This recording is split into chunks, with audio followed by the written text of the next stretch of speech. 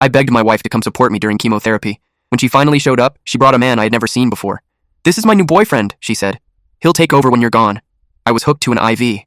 The nurse froze. The woman in the next chair, bald from her own treatment, looked away out of pity for me. Sadie didn't flinch. She introduced Corbin like she was showing off a new couch. I married Sadie 11 years ago. I built a contracting business from nothing and funded her boutique twice when it nearly folded. When my father died and left me the lake house, I put her name on the deed because I trusted her completely. The diagnosis came in March. Stage 3. She cried on cue, then asked how much treatment would cost. 3 weeks later, she stopped coming to appointments, saying she couldn't handle hospitals. Then she brought Corbin to my chemo chair like she was showing off a ring. I went home and found receipts.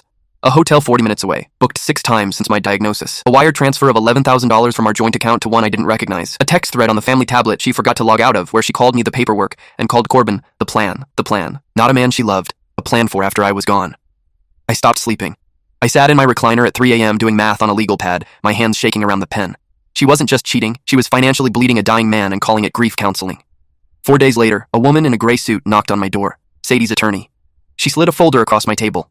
Inside was a durable power of attorney, handing Sadie full authority over my medical decisions, my accounts, my treatment. Full authority to pull the plug on chemo if she decided it wasn't worth the suffering. She gave me 72 hours to sign it. That night, Sadie called, voice cracking the same way it did in the chemo chair. "I'm only doing this because I love you," she said. "The cancer is making you paranoid." She said if I didn't sign, she'd tell the family I was unstable, that this was for my own protection. I sat on the bathroom floor with the folder in my lap and cried harder than I had since the diagnosis. Not because I was scared of dying, because the person I built my whole life around had turned my death into a business opportunity with a filing deadline. Then, something in me went very, very quiet. I read every page of that folder twice. I noticed the blank field where the scope of authority was supposed to be specified in detail. My father taught me contracts before he taught me anything else about business. A document only says what it says, not what people assume it says. I called a notary the next morning. I signed the power of attorney exactly as written, except I limited the scope of authority, in writing, to dental procedures only. Legal, notarized, fully compliant with her 72-hour deadline. Then I wrote a letter. I detailed the affair, the dates, the hotel receipts, the $11,000 transfer, the text where she called me the paperwork. I printed 3 copies. Sadie made partner 2 years ago. Every Thursday at 10 she runs the quarterly review with the senior partners, the same ones who fired an associate last year over a far smaller violation. I had a courier deliver a sealed envelope to her building at 9:55 that morning,